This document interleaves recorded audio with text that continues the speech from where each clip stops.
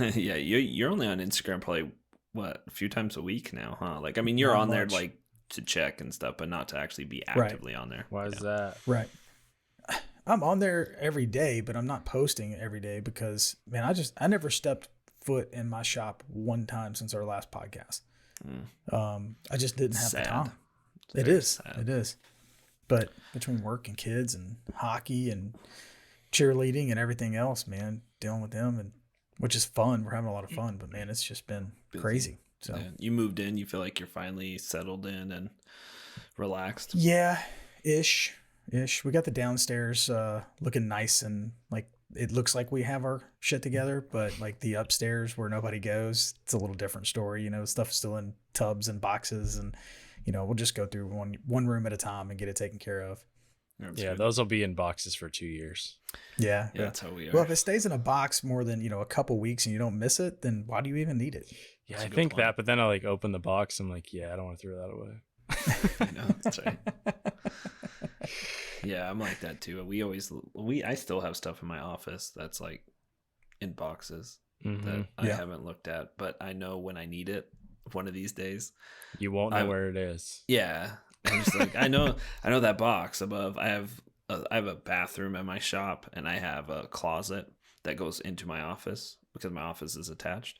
And up above this like hallway, there's a 2-foot gap, so I store a bunch of stuff up there, and I know there's stuff up there that I will need one day. I just don't know what it is. I don't know exactly what is up there, but I will use it one of these days. Yeah, I was like plumbing in that vanity because I finally got it done. And then I just went and bought like all kinds of stuff, and I still had to go back to the store 4 times.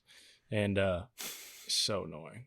I'm not a plumber, and I hate it, and I have higher respect for them now. But my mom was like, I was finally done. I had all this crap left over, and she's like, well, you could take it back. And I'm like, pretty much destroyed like little pieces from each thing. So like cut a piece off here. Then she's like, well, don't throw it away. I'm like, why? I'm going to put it in a bag and put it somewhere. And then I won't ever remember where, won't ever use it. And if I did, I'm never going to like go try to find it. I'm just gonna be like, screw it. I'm going to go buy new stuff. Yeah. You're saying you're like, you said that you have a new appreciation for plumbers. I follow, is it Troll Clothing or something like that? I don't know. There's an account on Instagram where they show tradespeople doing things, and they've showed plumbers pulling out just like out of a sewer tube, whatever this big. They're pulling out like it looks like it's hair and shit and all this stuff, and they're just pulling it out, and it just keeps coming and coming. And I was like, oh god, dude, never do that. That doesn't sound fun at all. Like, no, that sounds awful. Every time I see like a septic pumping truck drive by, I'm like, no. Couldn't pay me enough.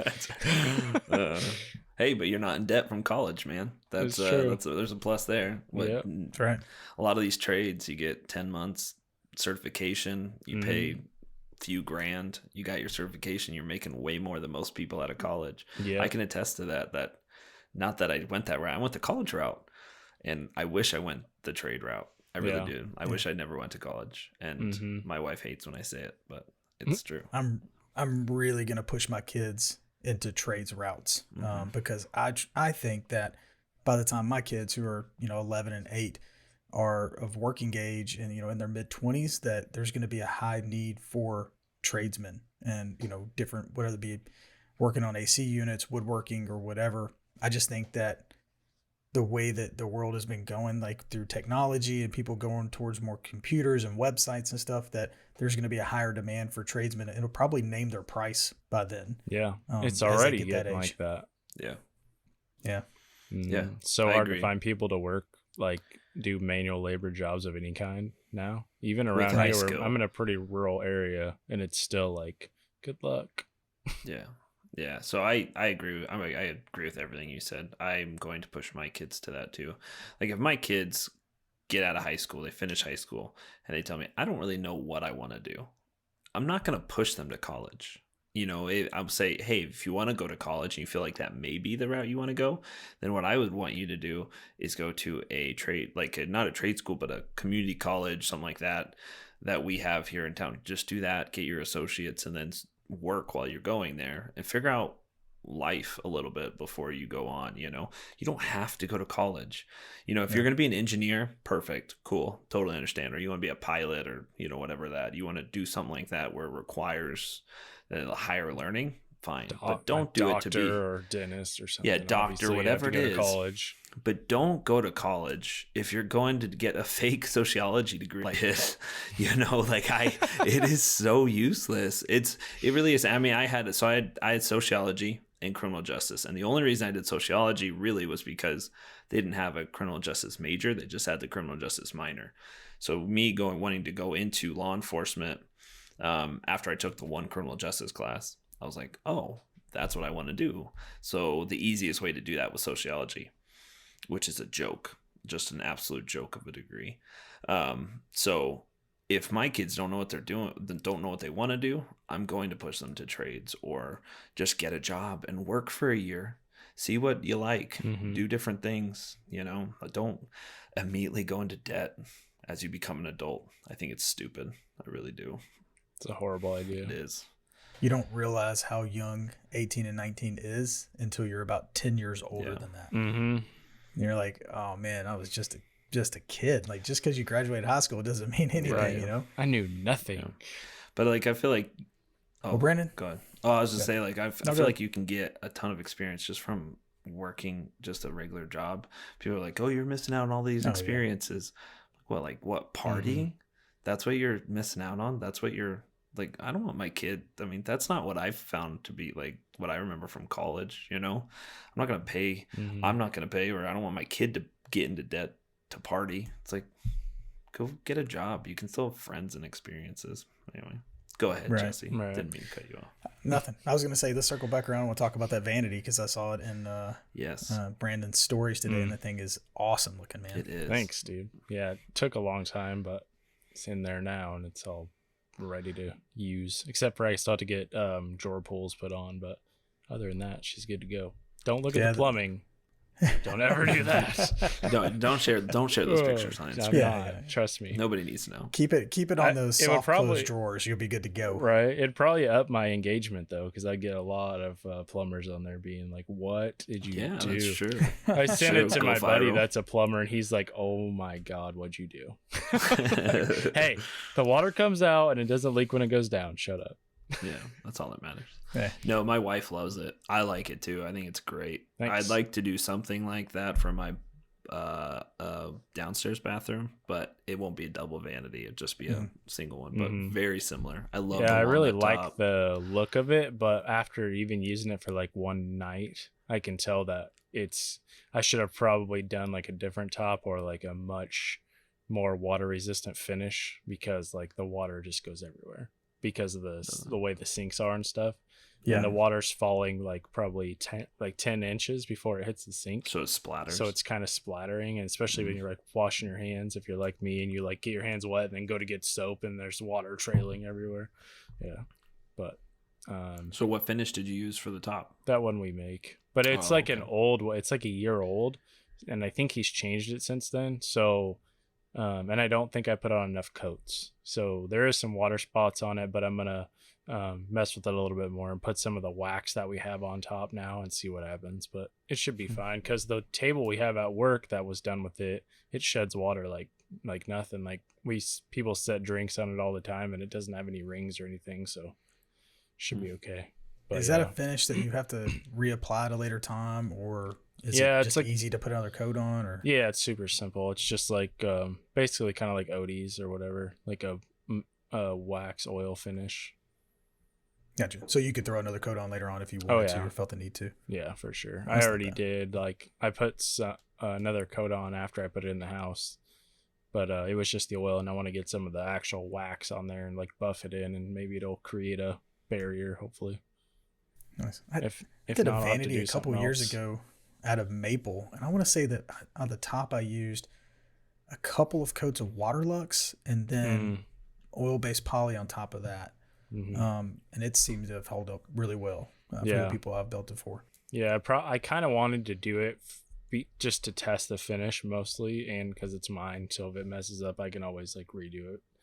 Right. But now the sinks are siliconed on, it'd be a little bit harder, but it'll be all right. Yeah, it'd be all right. Yeah. Those things look awesome. It changes the entire look of it. That and now that the bottom's been nicely painted, man, it really just looks smooth. They did a good job. Yeah, Nate did a great job painting it. It's super smooth, no problems with it. No orange peel like it probably would have had with me painting it. But yeah. And what's Nate's Instagram tag? The Creative Grain. Okay. Yeah, I was talking to him today. Yeah. I was like, I think that's who Brandon's friend is. Yeah, so, he's cool. Yeah, he's a nice guy. Shout out to Nate. Shout out, Nate. What kind of hinges were the slides were those? Was there anything in particular or just something you just found and ordered? The Blum undermount slides. Okay. Yeah. I've never used undermounts, but I hear a lot of good things about them. They're kind of they're much different to install. Like, it's kind of confusing. Every time I use them, I have to rewatch videos. Like, I was watching Sean Boyd's video of installing them. He does a really good job. And then Crafted Workshop also has a pretty good video of installing them. Because it's like a specific thing. I think Bourbon Moth also has one, but I haven't watched it in a while. But yeah, you just have to do a couple different things. Like, on the back of the drawer, you have to trim up. Like, the drawer slides have to be flush with the bottom of the drawer, and they have to be inset at 1/2 inch. And I don't know, there's certain things. But once you get that figured out and get the clips in the front, that it's super easy to take them in and out because they just pull in and then pull the whole drawer out. And it just clicks right back in. They're nice. And you don't see them when you open it, obviously, because they're under mount. And they're really adjustable. Like, the clips adjust in the front for height, and then the back has adjustments for height and left and right. So they're pretty Fancy. easy. Yeah. Yeah, those are fancy. That's cool. They're not cheap. No wonder you got to watch the videos and get back up to speed on them. Yeah, exactly. But once you I'm sure if you did 5 sets of them or something, and you did them once a month, it'd be quick. Well, guys, I had an oh shit moment just probably an hour before this podcast. I was bringing my dust collection in from outside because I left it, and I was walking backwards because I was trying to fit it in between my table saw and my miter saw. So I'm going this, and then I hear smash behind me, and I look back, and my Panasonic Lumix camera and tripod is on the ground. And I was and it not just hit the ground, right? It hit the base of my stand-up drill press, which is cast iron. And I was like, oh God. It's a very, very expensive camera. It's not a cheap camera. And so I picked it up and I yelled. I was like, oh no. And my wife runs out and she's like, what happened? And I was like, oh, and I look at it and I turn it on. No cracked screen, no cracked lens, nothing. I was like, oh my God, I'm so lucky, dude. Right. That's crazy. Hey, just wasn't paying attention. And I know that. I've made several diving in the end zone catches of my camera going down in the shop. You actually can see did it that in slow today as motion well on the tripod, just going down. I've dove over table saws, work tables, trying to save that thing. If you have that footage, please edit that to be a Reels for Instagram or TikTok. It'd be great. We'd love to see it. Just see it followed with me diving. You're just across your workbench. You just see you diving over. It's no. It's happened. I couldn't tell you how many times it's happened. I did it today too. My dust collection is going to be the death of my camera, I swear, because we were talking about having the long dust hose, and so when I drag it out and hook it up, it's in one position, but when you turn it on, it sucks the hose up. Well, it would pulled it into my tripod of my camera, and it starts falling, and I look back and just out of nowhere, and I grabbed it before it hit probably wouldn't have hurt, it just fell into the bench, but still. Yeah, usually I use my cheaper camera for regular shop stuff. I have a Canon, I think SL2. Yeah, we have the same one. Yeah, it's a decent camera. It's nothing crazy. It's nothing really expensive, but it does the job. That's all I use. Yeah, and it does a pretty good job for what you need in a shop. So that is a camera I would recommend for people that want to step up their photography game if they're just using an iPhone or something. The SL2 is actually pretty good. It's the same as a T6 or T7i, but the video and stuff is exactly the same as the T7i. There's but just the photography is the photos and the view finder is really the only difference. Yeah, because I think that the T7i is actually an electronic viewfinder. It has more focal points, I guess, in for the photos, but the video is all exactly the same. That's why I bought it, because it was cheaper, and I was never going to use the photos anyway. Yeah, so my SL2, the Panasonic Lumix, just the body of it is over double the cost of the whole camera and lenses and the whole package for the Canon. Wow. So when it fell, I was like, oh my God. I was about to just absolutely go crazy. So I'm glad it's okay. Yeah. Yeah. Is it a mirrorless or whatever? No, it's no, it's not mirrorless, but it's just a very, very nice camera. The Lumix, it shoots in a very weird, the Panasonic shoots in like 4/3. It's a very distinct lens and everything. The lens I use is a prime, so it's just like a 25mm prime lens, which is really good if you're trying to get the shots where you're focused on something real close, but then everything else is really blurry behind it. So I love it for if I'm doing it. Like all my YouTube videos, which I don't do, I need to do more of. But when I do my YouTube videos, I narrate in between. So I shoot the whole project, and then after the project, I go back and actually narrate the scene. So after but I do it with a video, not just like the mic. So I stand in my shop with it up, and I'm like, hey, Jesse from Mullen Woodworks, whatever, blah blah, and it's me talking to the camera, but it's a really good camera to focus on me and everything else blurry. And so I use that a lot because it's nice bokeh. Yeah. And so I love it. And I've used it a lot of different things, but I just don't like to use it a ton in the shop because I'm afraid I'm going to hit it up or dust gets in somewhere and screws it up. Right. I think I'm 100%. It's funny we're talking about this because I think I'm 100% going to make, I don't know what the name of it is, but Nick Key just had a YouTube video on it. With the swinging arm, you make them because of the CNC package or whatever, and you can make it with a CNC. I'm gonna have somebody here in Nashville make me one with a CNC. I think it's the Wobie jig. Wobie jig. There you go. Yeah, he sells them too. If you want to just buy the thing from him. Oh, I'm gonna have to check that out. I didn't know that. It's Wobie Design. Gotcha. That's the guy that does all the skateboard stuff. Yeah. Oh, he's the one that does it. Ben. Those are awesome. Yeah, like that. I think that's Yeah, those are cool. So does he just put it on a bar, concreted, like in a bucket of concrete? Is that how it does it?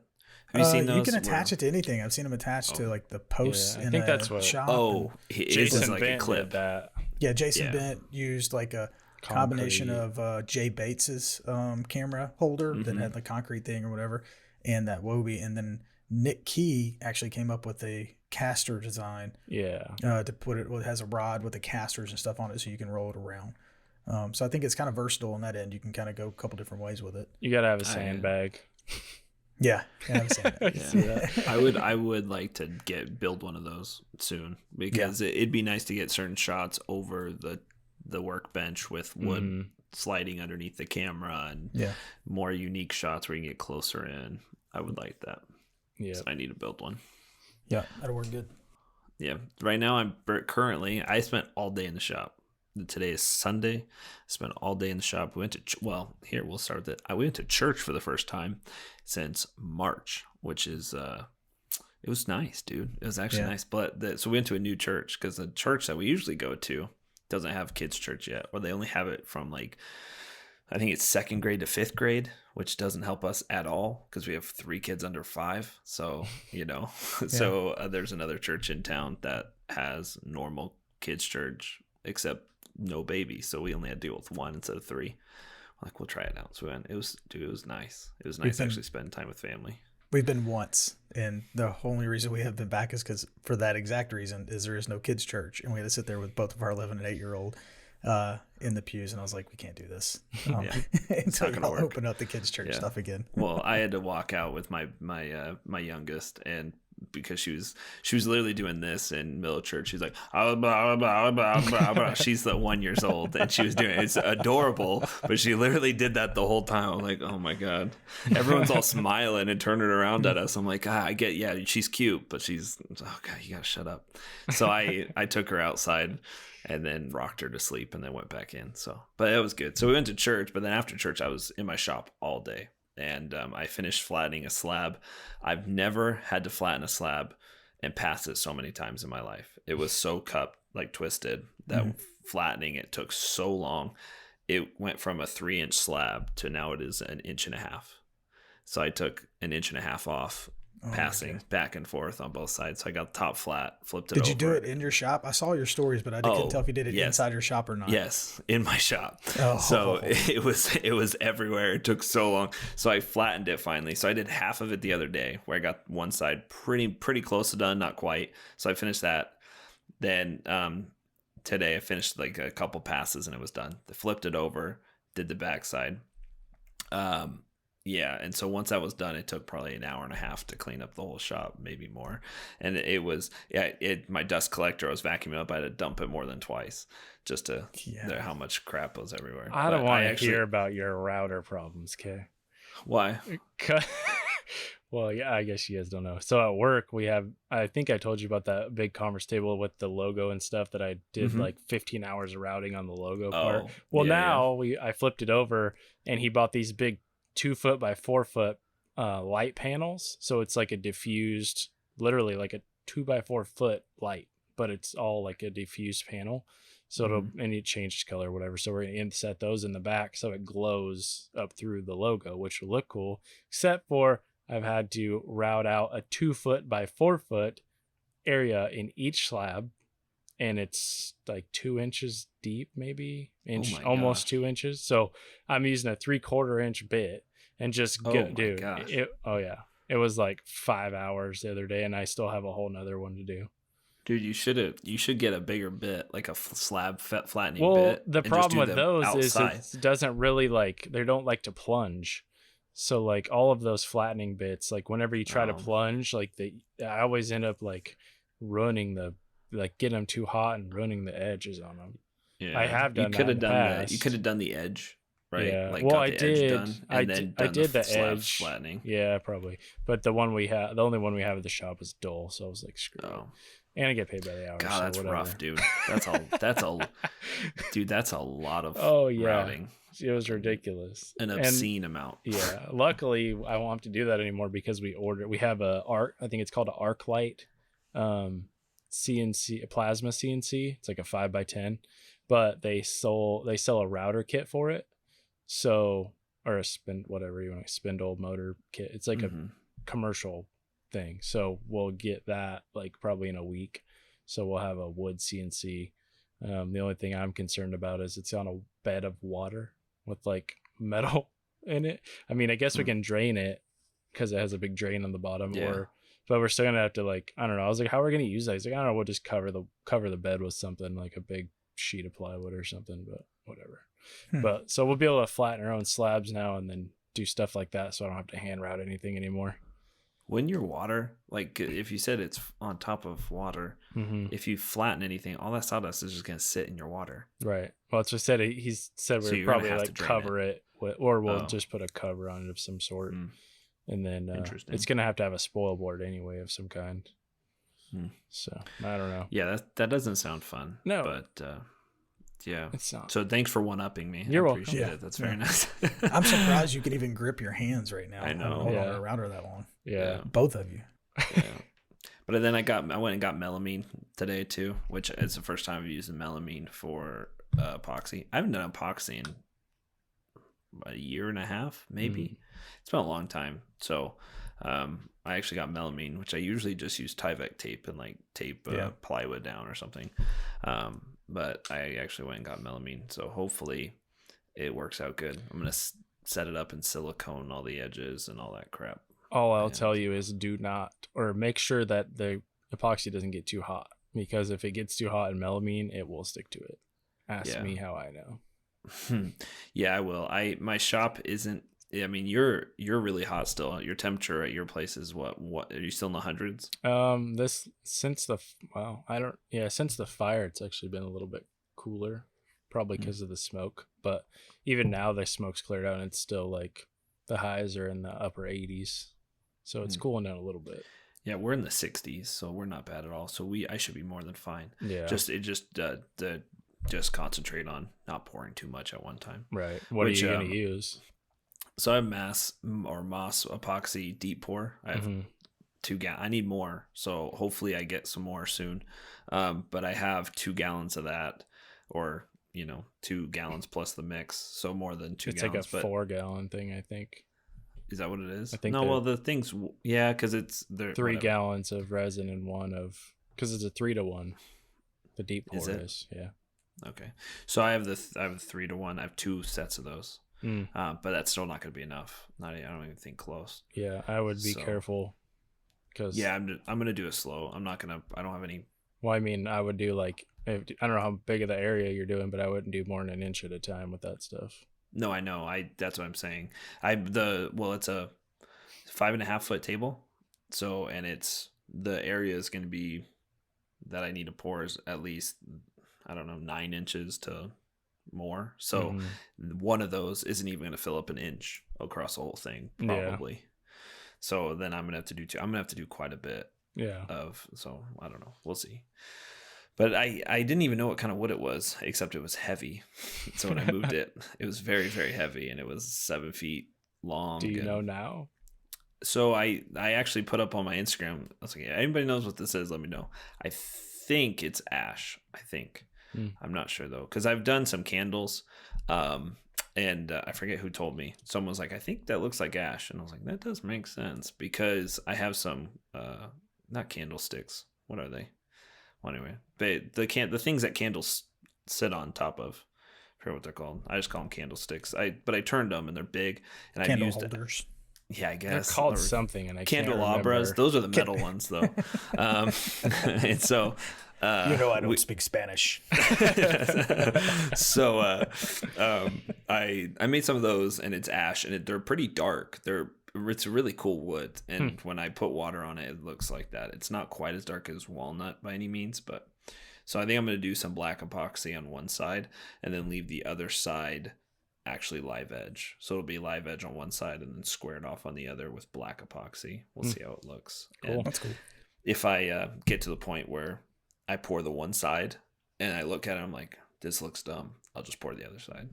Yeah. So Moss is coming out with a new deep pour. I think they're calling it like DPX, Deep Pour X, something like that. And you can pour it like 3 inches. Oh, nice. So we got they sent us some at work to try out. It's like still in prototype form basically, but so we get to try that out and see how it works. But yeah, it's cool. But we tried he ordered the Flow Cast from Ecopoxy, and it's supposed to be like super good and all that stuff got hot. Oh, really? Yeah. 1.5 inches, it got hot.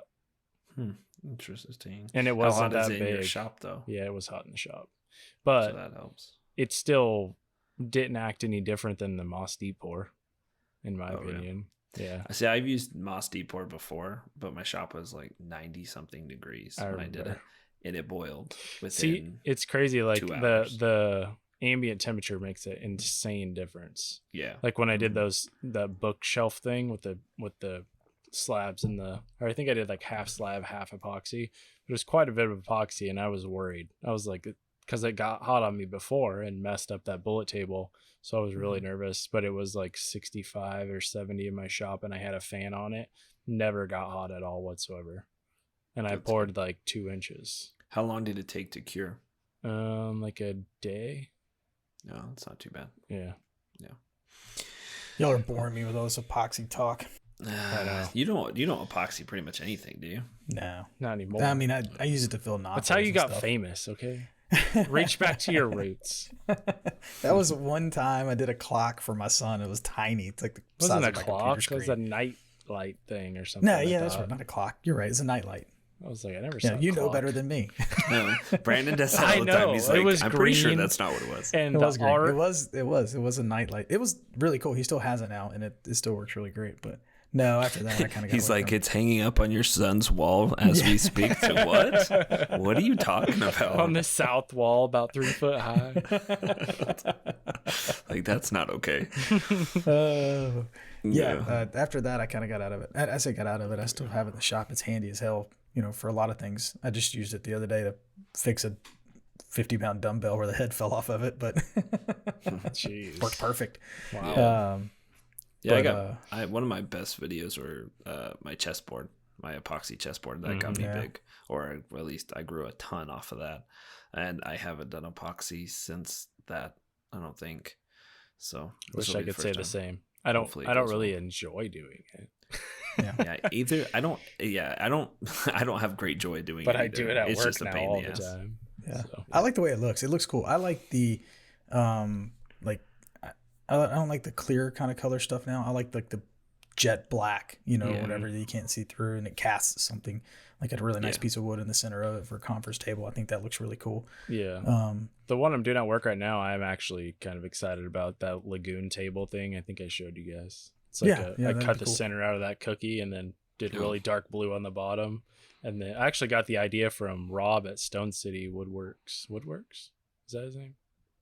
You know what I'm talking about? Is it Canadian? Yeah, He's Canadian, he's right? He's from Canada. Yeah, he's been doing like a dark color on the bottom and then real thick clear, so you can like see everything really well. And so I did that and put some rocks in with sand, and that stuff's. It looks like it's gonna come out really cool. I still have to do another layer, but it should be cool. That's cool. And the wide belt makes it a lot easier. The what now? The wide belt sander. Oh, so I don't have to hand sand it, so I can just run it through. I still have to finish sand it, but at least it'll get flat in there. How wide is that thing? What's the capacity on that? 52. Golly. Yeah, it's amazing. That's ridiculous. I sold my Rotex because I was like, I'll just take stuff to work. So that's a good call. Yeah. Yeah. Work smart, not hard. Yeah, it's amazing.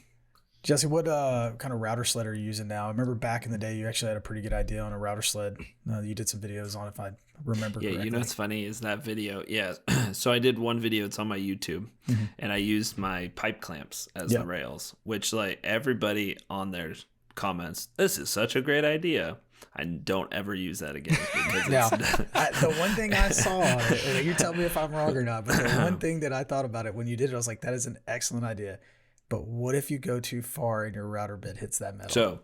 So there's a couple different critiques to it, right? Okay. So putting on the end of your table, you can actually tighten down the clamp and it holds it to the table. So it's adjustable, right? Depending on whatever. That's how I did it. The problem is when you have a 6-foot pipe and you're adjusting it, if you do too much pressure, you dip the middle. So then now you're cupping down in the middle, which is not good because then it's not going to be flat. The other thing is, if you go too far and you hit your pipe, you just fuck your bit. So that's the other issue.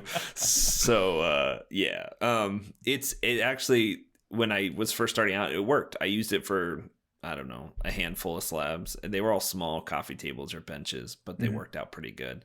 But yeah, I don't use that anymore. Right now, I actually have a bed that I just keep, and it's fiberboard on the bottom or whatever, and then on the side rails it's just alder that I milled out, and it's perfectly straight. And then I have as the actual rail that my sled is on, or the actual sled, it's aluminum L or angled L aluminum, and it's 4 feet long. And then I have just plywood on the ends to keep it square, and then I just run that. Nice. The only thing I love my sled. It's very light, very easy to use. It glides across it easy. But aluminum is flexible enough. If you press down hard, you can dip it. But my gap is it's about 3 feet is all I have for that sled. So you have to press pretty hard. And I've gotten used to where you're gliding it. You're not pressing hard in it. You're just guiding the router and letting the router do the work. And I've not had an issue. If you think you would have an issue, I would just use angle iron. Yeah, that's what I actually built. The ones I have are all wood, or plywood that are like laminated together. But at work, actually, to do that big square area, if you think about it, you're like going across and it's fine until you get past where both sides of the router plate are touching the wood. So you're only only able to reference off the one side. So I kept like dipping it a little bit. And so I was like, I need to figure something else. So I was like taking a straight edge and like moving it along and like putting it on that a little bit, like trying to push up against it so it wouldn't dip. And I was like, this is going to take forever, because I was clamping it down, doing a pass, unclamping. It was taking forever. And I was like, this is stupid. And so we have a metal shop in the shop also. And actually they hired a younger kid there. He's like 19, just got out of high school. They hired him. So they kind of sent him over. So I basically am in charge of keeping him busy as well. So I was like, hey, go build me this router sled. So nice. Because he's actually really good at welding. He did welding all through high school and stuff. He's better than me. And I was like, I just gave him the plans or these little, measurement plans, and he built me the sled, and I just set that on top. So where the ends, there was no rails. I just used the slab for reference. So it like stuck over on each side of where I needed to route out the big center area and just glide that back and forth on there, and it worked Nice. good. Yeah. Nice. So I'm going to use that in the future to flatten, I think, because it was 3/16 angle steel. Nice. So definitely doesn't flex, and I had him cap the ends with angle and do like miters. So that way when the router plate will hit the side before the bit will hit the metal. So shouldn't have a problem with that. Yeah. Gotcha. But yeah, mine works well too. So I like it. I think mine's only 1/8 aluminum, so it's pretty flexible when you really want to push on it. Yeah, but but I would when I get into welding eventually, I'm gonna build the exact same thing you're talking about. Yeah, because I think it's just going to be more sure, and you don't have to worry about it. Exactly. Yeah. I've only ever made one out of wood, and just for small projects, but they're fairly easy to build. Just got to do them right the first time, and man, they're so handy. I mean, it'll save you a lifetime in the shop flattening stuff. Yeah, even on just regular boards, everybody's like, well, I don't do slabs. I'm like, but do you have twisted boards that are over 6 inches that your joiner can't do? Because that's also what this is good for. I mean, it's good for big cutting boards. It's big for a lot of stuff. Yeah. I used it for the cutting board I just finished. Yeah, I used especially my like slab because it was just easier. Yeah, especially in grain cutting boards, so you don't have to try to run them through the planer. Yeah, blow them apart. Well, yeah, and if you don't have a helix head planer, you're just going to destroy the end. Well, I was going to say, sometimes it's nice to use that to get it close before running it through your planer, so you're just not wearing the crap out of your planer blades. I feel like a good router bit will last a lot longer than your planer blades would trying to take off that much material on particular woods like ash or something. Yeah, for sure. All right, Jesse, I got a question for you. I actually wanted to ask you. So you have an 8-year-old, right? Yeah. Boy? Your Yes, boy's 8 years my old. son's Okay. 8.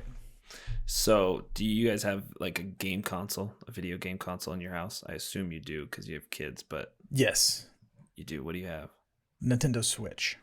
Oh, okay. That's like, I don't know what that one is. I know it's like the Nintendo handheld one, right? Yeah. But it also hooks up to a TV or something like that. Exactly. What do you think? What's your let him go on my 360 a little bit, but okay. we're too involved in other stuff to have him all involved in video games too. And if he get bust out video games, then I'm playing video games, and then I'm never ever going into the shop again because I have a problem when it comes to video games. Me too. Dude, okay, that's what I was going to ask you Sorry, about. go ahead. So, no, that's what I was asking you about. So I've been contemplating. I haven't had a game console at all in 6 years. Haven't played a video game. Just haven't had time, or I do have time. I just use my other time for somewhere else. But now that my job or my hobby is now my job, it's like I'd like to have an outlet somewhere else, right? And so then I walked down because the new Xbox is coming out this week or Tuesday. I think you can pre-order it. The PS5 just came out, something like that. But I was walking down the game console aisle with my son, who's almost 5. He'll be 5 in like next week. And he just looking at the, wall or whatever. And he's like, "Dad, monster trucks, look at that game. We should get that game." I'm like, "Dude, we don't even have a console. Like, we can't even play any of these games." And, he's like, "We should get that." And so I was talking to my wife about it. I'm like, "Babe, I think I want to get an Xbox." And she's like, "I don't know." And I was like, "Babe," and I told her a story about Jack. I'm like, "We could bond. We could do this." And she's like, "Huh." And she goes, "Well, and here's my thought. This is my thought. I think I want to have a kid now just for this reason." Yeah, that's right. Well, this is my thought. And you tell me if this is actually valid. Okay. Sure. No. Yeah, probably not. But for me, in my head, I think that if I don't get my kids video games, and I'm not saying right now he's not going to be playing video games, a 5-year-old, like all the time or anything like that, but I'm saying eventually, if you don't have that stuff, your kids are going to want to go over to their friend's house where you cannot like supervise them as well to play the games. So if you have it at your house, then they're more likely to bring friends over to your house, or at least stay at your house. You know what I'm saying? So for me, that's partially why I'm doing my whole backyard's trying to get it to be fun and things like that, where my kids don't want to leave as much, as in they don't want to go and do bad things with kids or find something else to do. They can stay home.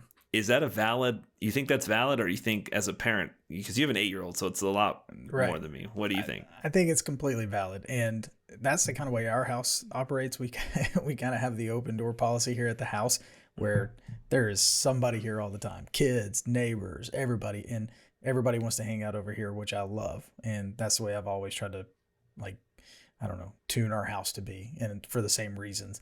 No, I don't want them going over to somebody else's house and going, using unsupervised video games and stuff. Because nowadays it's ridiculous with all the live stuff and, being able to talk to people on the internet, and people are crazy these days. So, no, I think it's completely valid. And also, you get to play video games. Just awesome. Just a little bit. and then, under the package, and you keep it slid under the couch cushion, you get Call of Duty and don't talk about it until later when you go to bed. Yeah. So currently, if I do get one, which will be Tuesday, this pre-order, we'll see if I actually get it. If I do get it, it'll be in my office for now, because my kid, nice. And if my son wants to come play, we'll come out and play together. Obviously, he's 4 or whatever. So, but I went and I was like, oh, Crash Bandicoot, which I know you guys are super old, so you probably don't know what that is. Oh, I remember playing. So then I saw Crash Bandicoot, and I was like, oh, he would love this game. I remember playing this game on PS1, the first PlayStation. So it brought back memories, and I was like, oh man, we have Nintendo Switch, which is really fun because we play Mario Kart, the original Mario. They have like Just Dance and just silly stuff and whatever on there, but it has a lot of the old school games on it. He loves it. Like both of my kids play Mario Brothers, the old school Mario Brothers on the big TV in my living room all the time. The 8-bit stuff. Yeah, they love it. So I really do like the Switch for that. But that's cool. I play PUBG now, and that's what I do. I play PUBG on my phone. That's fun. Do you? Okay. Well, I have that downloaded as well. We should play that. Don't tell my wife. No, she. You know what's funny? She has this irritating. Like, she just gets irritated if I'm playing games on my phone. If I'm on Instagram, especially now because it's work, and in a sense, there's times where it's not, obviously, but it is work to a sense. She's usually okay with it. If I'm playing a game on my phone, sitting on the couch, she just gets annoyed. She's like, really? That's what you're doing with your, But for some reason, she's okay with me getting an Xbox. I don't know. Maybe she's just tolerating it. You wait. I don't know. You will get the attitude, I promise. Yeah, I'm sure I will. I gotta stay away from it, dude. I have to too. I can't. Is it just because your personality is? Oh yeah, absolutely. Oh dude, yeah. When Black Ops came out, I swear to God, I was on that stuff 6 to 8 hours every day. Yeah, it was ridiculous. And then like my girlfriend now, like she had an ex that was like that, so she's like, absolutely not. And I'm like, probably a good idea, because I'll probably end up on that thing forever. Yeah. Like I seen like the new Doom came out, and I was like, oh, it looks so fun. Yeah. But I'm like, nope, don't do it. I can't even just I'm like, well, maybe I'll just buy a PS4 and like barely play it. No, I can't do it. Yeah, I'll end up on there all the time, and then I won't get anything done. Yeah, go ahead. I would say technology these days and stuff, Jesse, to your point, it's gotten a lot better too, where you can really manage things, on your internet and things that are going on around your house with the new technologies. And I know they have like those watcher systems you can put into your Wi-Fi or whatever that work really well. But yeah, Brandon, I was the same way. I got on Call of Duty and it was out of control. That was pre-woodworking days, back when I think little girl, who was 11 now, like she would sleep on my chest. I played Call of Duty when she was didn't have much else to do, to be honest, at the time. And I like got into World of Warcraft a long time ago too. Oh, you were a World of Warcraft dude? Oh my gosh. It was bad. And the truth comes out. It was bad. Oh, I don't know if we can be friends, man. Right? I say that, but then I said the same thing until I started like playing it, and then I realized there's a whole bunch of people that are just like us that play it all the time. Like a bunch of my friends started coming out of the Woodworks. They're like, oh, you play too? I'm like, yeah. And they're like, oh yeah, I didn't want to tell you that I play. I just remember the South Park closet gamers. Have you guys ever seen the World of Warcraft South Park edition? Best South Park. It's one of the best. That and the Lord of the Rings one are one of my two favorite South Park's the best. That one's the best for sure. The World of Warcraft. Yeah. I don't know about you, Brandon, but as the graphics and stuff got better, about when I stopped playing, I had to stop too, because I would play late at night, and I guess the fast twitch or whatever of the game, like a flashing of lights and all that, whatever, I couldn't go to sleep. Like I'd get done and I'd try to close my eyes, and it was just like my brain couldn't stop. It was just I could still see the lights and all the movements, and I was having trouble going to sleep afterwards for a long time. So Yeah, I had to get off. It was better that I was off of it. I thoroughly enjoyed them. They're fun, but it's better that I stopped. Yeah, I started woodworking because of it after that. Yeah. So I'm going to try it. I think I'm probably going to get one. And I don't have that issue where I've never been the gamer that stays up till 2 a.m. Never. Usually I play for a couple hours and I'm done. I just I get sick of myself if I sit there for too long. Like I'm not being productive. I know it's not being productive. I don't see gaming as something that's like, oh yeah, I'm getting work done. No, that's not how it is. So I would probably be like that now. Now, you mean like looking at it now? Yeah, well, like how my life is now, I would probably be like that because like I said, when I didn't really have much else to do anyway. But now that I have all kinds of stuff to do, and that same thing would be on my mind as well. So I probably wouldn't be on it all the time, but you never know. Yeah, and it's like, I don't know. It's not like you said, it's not getting work done. So I'm like, all right, guys, we got another segment for you. Okay, now this segment is going to be Name the State. Once again, we're going to play that game again because I thought it was fun. Now, if you're a listener out there, one of our 100 listeners, we appreciate it. Now, if you have a segment you want us to do, have an idea that pops in your head, just send it to one of us. And we'll, if we think it's good, we'll do it. But, so we're going to do Name the State. Now, this one, I'm going to read you laws, right? Now, we have 3 laws. I'm going to read you this law that's a weird, strange law. You got to tell me which state you think it came from. And you give me your reasons why, of course. All right. Now, this is Statute 18B 308.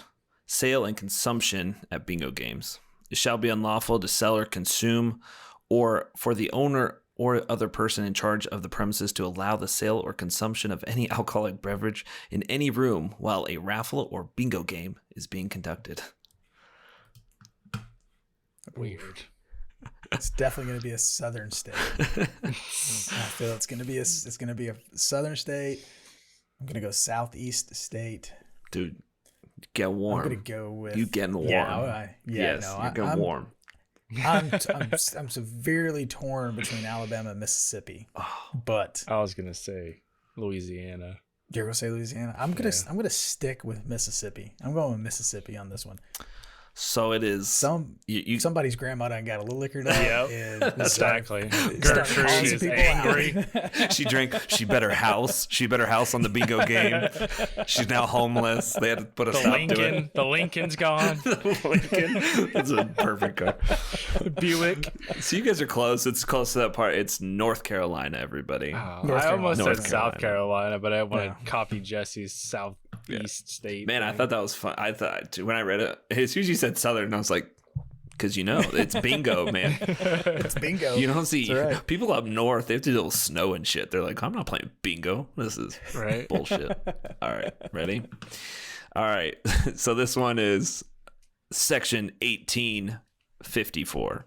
Sounding of horns at sandwich shops. No person shall sound a horn on a vehicle at any place where cold drinks or sandwiches are served after 9 p.m. What? This becomes so obsessive. I would rather know the reason that law had to be made. They had to make a law. Yeah, there had to be a law made. Guys, I think about that stuff all the time when I hear laws, like, or even just random stuff like in the mall when you get the carts and there's the bags on the back that say "Do not put child in cart." And like someone had to have done that for them to have to put it on there. Yeah. So what I can imagine is like some small town, and all they hear is like horns going off all the time because the people want their food. You know what's hilarious too is this is not a county law. This is I take that back. It is a city law. I thought it was a state law at first. And I was like, that is very weird. This is a state law. Yeah. This is a city law, and it's some drunk guy that's waiting for his friend that's outside, and he's like, Larry. And he's like, it's like 9 p.m. And it's like, dude. Larry's not here, El bro. Camino, let's go. Yeah, it's like, go home. Larry's not here. That's the... Man. All right. I'm going South Dakota. South Dakota. Okay. Say Ohio. This one I don't have reason. Arkansas. Good old Arkansas. What city? What city in Arkansas? Little Rock. That's a big city, too. Rock. That's one of the Arkansas's bigger cities, I'm pretty sure. The capital, isn't it? Is it? Pretty sure. I don't know. I don't Could know. be. I know it's I'm pretty Arkansas. sure. Come I've been on out now. of school for a long time. I could. It's just Arkansas, so let's all relax. I was just there not too long ago. All right, last one. This is going to be 42, Law 42-102. Minimum age affliction with venereal disease. So at the time of marriage, the male... What kind of show is this? Just wait for it. At the time... You need to start over. I don't even know what you're saying. All right, Law 42-102. Don't make them start over. At the time of marriage, the male must be of the age of 17 years or upwards, and the female of the age must be 17 years or upward, and no person who is afflicted with venereal disease shall be married in this state. Alabama. It's okay for your cousin, but It's Alabama. Cousins, fine. Just, you can't have an STD. oh man, is that a? It's so random. I'll go with the neighbor, Mississippi. It's Nebraska, everybody. Oh, Nebraska? Those corn huskers and their Jeez. STDs, apparently. It's I'm just Strawberries. stuck on all the southeast states tonight. Right? I don't No, know. that's Yeah. all right. No, it's just where all the crazy shit happens. But, Well, it's where I'm typically hearing the news from, Yeah. the southeastern United Yeah. States. So. yeah, I thought those were good though. Those are ridiculous. The sandwich shop Pretty one funny. kills me. Yeah, that's it's like, weird. Who's the a-hole that got that law passed? They should have named the law just- after him. Out there least- honking your horn. Yeah. Yeah, he's getting liquored up at the bingo. He was the same guy. The same guy went from state to state. He got Right. drunk at a bingo hall. Just raising random hell. Yeah. He got drunk at the bingo hall, drove to Arkansas, started honking his horn. Needed a sandwich. So we do have a question today. And it's actually a pretty good question. Only one. Well, this was I did do it way late. We keep doing Me that. We too. need to do it in the middle of the week so people can I just got their my stuff. friends being assholes to me and mine. Yeah. I was one of them. Yeah. All right. So I'm about to mark this podcast as explicit, by the way. Right. Thanks to Jesse's That's laws all right. and our mouths. that's okay. We'll be all right. He started it, so I was like, well, we're free range now. Yeah, that's okay. All right. So this one's about sponsorship. The Instagram tag is I am Gordo. And does that mean I am fat or does that mean I am handsome? I forget what Gordo means. Isn't? Maybe that's his name. No, I think Gordo is a word No. in Spanish. It's fat or handsome. I think Gordo means big. Yeah. Big. Okay. All right. But that's his Instagram tag. This is a pretty cool guy. He's messaged me before. But anyway, he put you for it's pertaining to sponsorships. So he put you approach them. Do you approach sponsorships first or do they approach you? And how's that work? So I'll talk to you, Brandon, since Brandon has recently got a few anyway, which I don't know if you can even talk about, but tell us your process on how you get sponsorships or if they just come to you. I wish they came to me. That's the story I hear a lot, but unfortunately, for whatever reason, I always have to go after them, it seems like. But yeah, I mean, mostly just providing the value to them, or explaining the value you can provide to them, I guess, is the biggest thing. How do you do that? Just kind of, it's hard to say. I don't know. I show them like metrics depending on what it's for. So if it's like for YouTube, I'll go on my analytics and, either create mostly I try to create a media kit. So it's not just screenshots being sent to people. So, like put something together that's professional looking. You can even do it in like, what? Go ahead. Oh, I was going to say for a media kit, a lot of people, because I didn't know this at first, people kept saying it and then I never asked because whatever. But a media kit for people, if you don't know, it's basically all your channels, it's a PDF document or a page that you can put together that is a quick screenshot in a sense of all of your channels and all your metrics and everything. And you break it down and a lot of people will put that they've worked with other brands in the past, and these are some of the projects that they've done and top videos, stuff like that. But it's all on one page, so you can send that to somebody, so it's easily someone can look at just one page and not have to, go through your own metrics. You give it to them, so they have it. So Right. go ahead. Yeah. So you'll put like your platforms that you're on and how many follows you have or subs, and then like what I do is include like the last 30 or 90 days of metrics. So I'll put on there like the what do they call it? My mind's blanking right now. Like the The reach, impressions. Stuff Yeah, like impressions. That's what I'm trying to think of. Yeah, So the amount they of like impressions, right? And then like the click through rate and stuff like that is pretty good to show views, obviously. And then like if it's on Instagram, you could do like likes or whatever.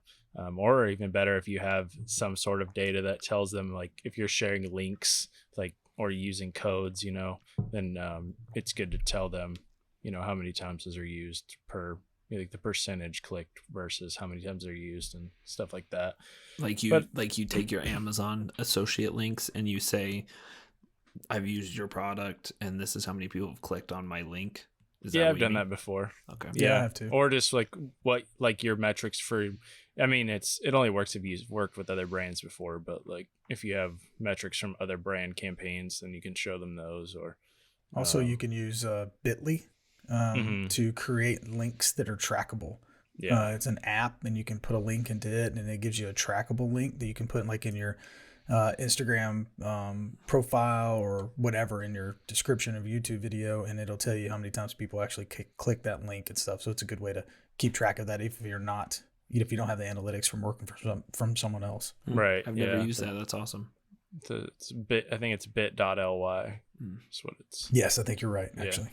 And then, I mean that, and mostly I try to push like what I can do for them, like, or explain to them, especially if it's somebody that's not used to work with influencers or whatever you want to call us. So, like certain companies are real old school still, and they want to do like marketing on billboards and, you know, TVs and stuff. So what I try to break down to them is like, okay, you buy a billboard, how many people, I mean, I even go to like reference Gary Vee where he's like, people are driving around, like people that are driving may see it, but most of the time your eyes should be on the road.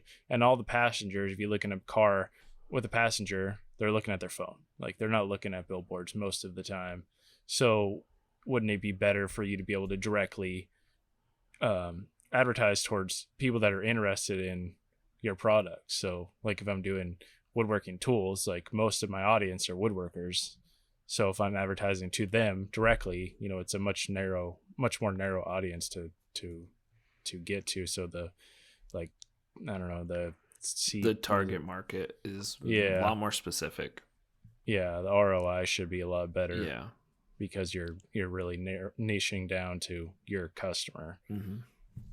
So that's kind of how I do it. It seems to work out. And I like to try to build relationships with people, with companies. So, you know, you can get future projects as well. I've been recently trying to do like monthly sponsorships. So like I'll offer a certain amount of posts per month for like a 6 or 12 month contract rather than like, hey, do you want to sponsor one video kind of thing? It's a better way to like build a brand build a relationship with the brand. And also you can provide more metrics to them rather than like, let's do this one video. Hopefully it does good. You know, like you can't control it. So I get a lot of companies that don't know how like YouTube works, and they'll be like, well, how many views are we going to get? I'm like, I don't know. Maybe 5,000, maybe 1 million. Not sure. Yeah, it's up in the air. That's why I like to like spread it out between a few videos, just to, you know, get them spread out a little bit so they have better chance to reach more people. Yeah. I think one of the most important things you said there is building a relationship with them. So I've had a couple brands that have approached me, but it wasn't out of the cold. You know, it was because I'd had a relationship with them for a long time. Just not even talking about working together, but speaking about their tools, having questions. They followed me, I followed them. There was interactions, you know, on posts and stuff. And those seem to have worked out the best because they know my style and they know my work before we work together. And it's not just me reaching out to a random company or something. It's somebody who, you know, we kind of know each other. I know their tools, they know how I work, and everybody seems to be happier in the end because they already know what kind of to expect out of it. So I think the building the relationship part of it is the most important thing beforehand. And then there's times where, you know, there's the same kind of company, but I'll reach out to them. Hey, you know, look, I'm looking to do something with your product. You know, would you like to work together? Here's kind of what some of my old stuff has done when using y'all stuff, you know. So I think that's a really big, important part of it. Yeah. Whether it's you reaching out to them or them reaching out to you, it's building those organic relationships with them that I think are that help it the best. And you want to make sure it's like a sort of a seamless transition. You don't want to like, you know, especially if it's like tools and stuff, you want to at least I would want to try to like go into like stuff I'm already using. So it's not like, oh, I'm using all Makita stuff and now all of a sudden like my whole shop's just turned to Milwaukee and like, I love Milwaukee. They're the best. Like, you know what I mean? Not necessarily that way, but just, you know, it's a better idea to try to ease into it rather than like make a hard switch. It's very obvious when people do that. Yeah. I think don't be afraid to give away free content. Like, I think a lot of people are like, I want sponsorships and people have to pay me, especially when you start getting big, where you start to feel like, hey, I have momentum. I've gotten some videos that have gotten quite a bit of views, whatever. And then you get stuck because you want people to pay you. And a lot of these companies, whether they already have influencers on or they just don't pay influencers yet, which is a lot of companies, don't be afraid to just put content out there and tag people. Continuously do it. I mean, it gets to a point where you really want to leverage that, but that's helped me a lot, where it's like, hey, I like this product, so I'm going to post it regardless, and I will tag the person regardless. And if people ask me about it, I'll respond. But that's helped me a lot more actually secure longer lasting relationships where it has been beneficial monetarily, you know, where I'm actually getting paid, where I'm actually getting paid from sponsors. But it's not like it just came overnight and they just came out of the blue. Like you guys were both saying, you have to build that relationship up. I know that one YouTuber I listen to, Peter McKinnon, who does photography stuff. This is a big thing he does. I like his stuff. Yeah, he's really smart and he does amazing photography stuff. So if you want tips, go follow his page. But he talks about how when he first started out, it's not like he just got paid right off the bat for these companies. He was making all this content and then just posting it and letting them use it for free. And he would do it all the time. And that actually got him in the door and got them talking to eventually get that paid sponsorship where now they're paying him for content.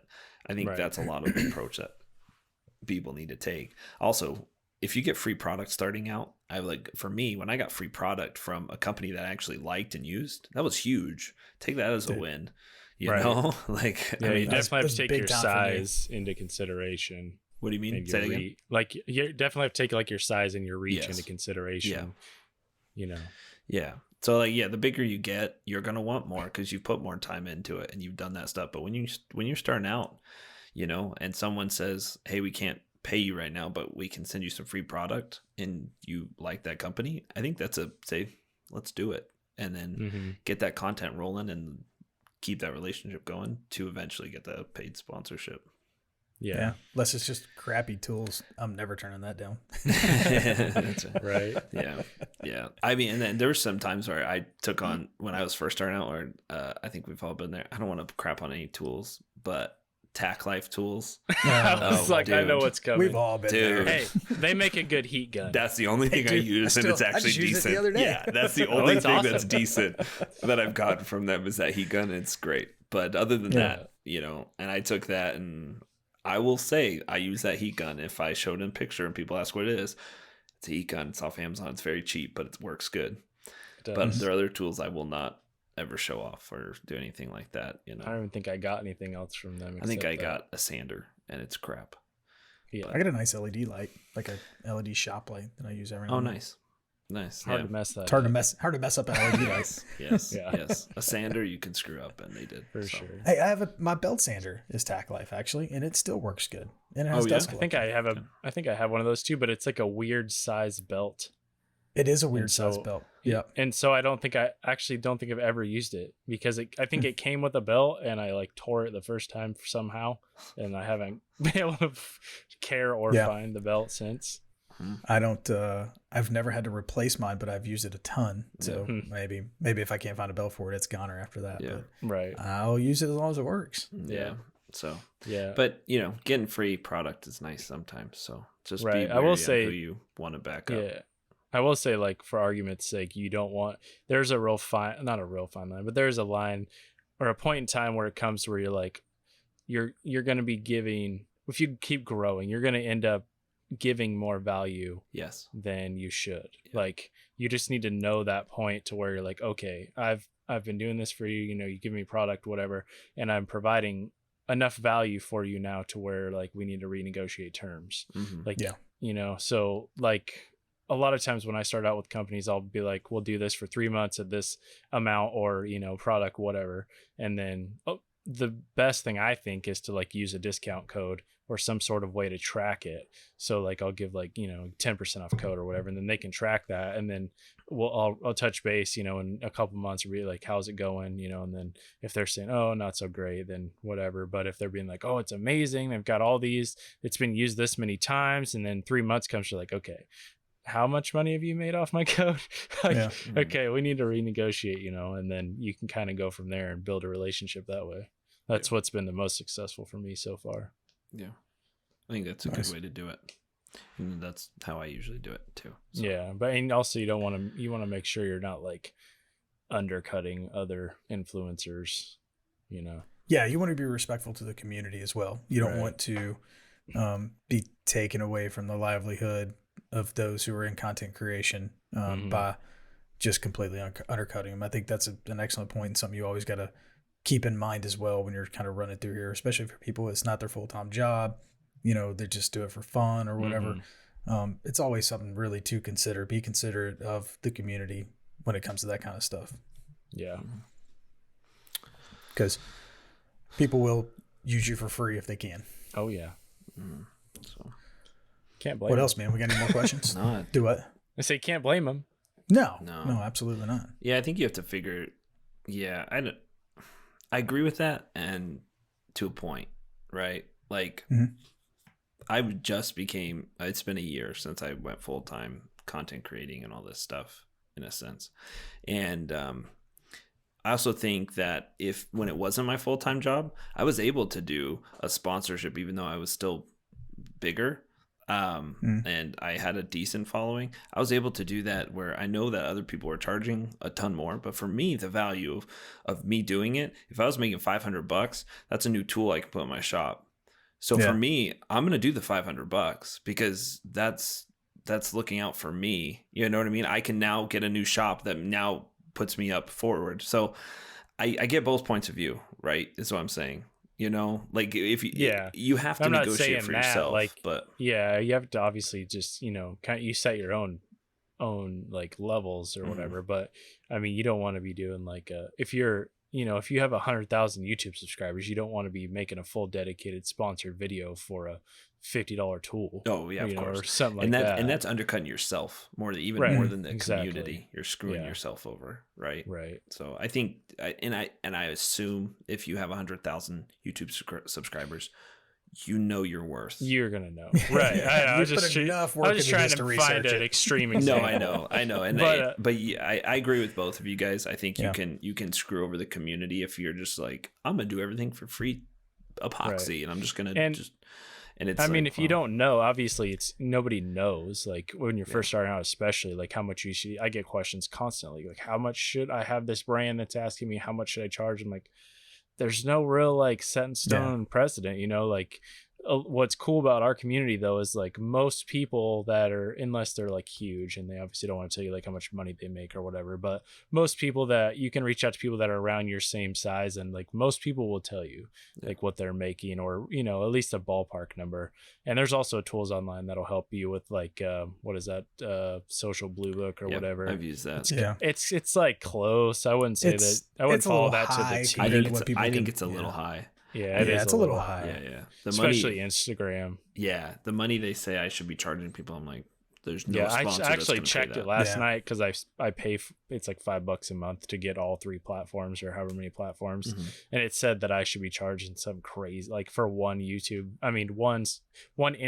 video post was saying I would charge like $1,500. Yeah, you're like that'd be nice. That'd be like, nice. Nobody's gonna pay that. They just can't. Well, not now. Yeah. I mean, maybe before, when we were reaching 150,000 people, but now Instagram's cut back so bad. It's like, oh, I got 7,000 views. Like nobody's going to pay $1,500 for 50. It's almost 7,000 views. Followers and subscribers on any platform is almost irrelevant until you get just an astronomical amount. Right. But the only reason I say that is because like on YouTube or whatever, that it puts that many people who get alerted, if they have the bell or whatever hit, that gets that YouTube video a boost. But man, it's almost irrelevant on Instagram.